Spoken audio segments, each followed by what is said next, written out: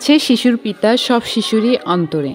এই কথাটার মানে কি জানেন? একটা শিশুর মাঝে সব ধরনের প্রতিভা লুকিয়ে থাকে। আপনার শুধু দরকার তাকে যত্ন করা, তাকে সঠিক দিক নির্দেশনা দেখা, শিশুর ভিতর থেকে শিশুর সে প্রতিভাগুলোকে জাগিয়ে তোলা। আর এর গুরু দায়িত্ব কিন্তু একজন শিক্ষকের উপরই পড়ে।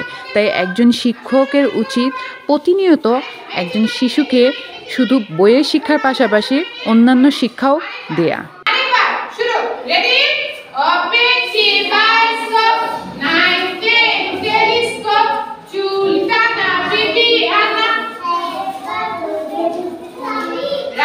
শিশু সেই মননশীলতা আর সৃজনশীলতা জাগিয়ে তোলার একটি কার্যকরী উপায় হচ্ছে খেলাধুলা করানো। আর সেই খেলাধুলাটা অবশ্যই তাদেরকে দলভেদে করাতে হবে।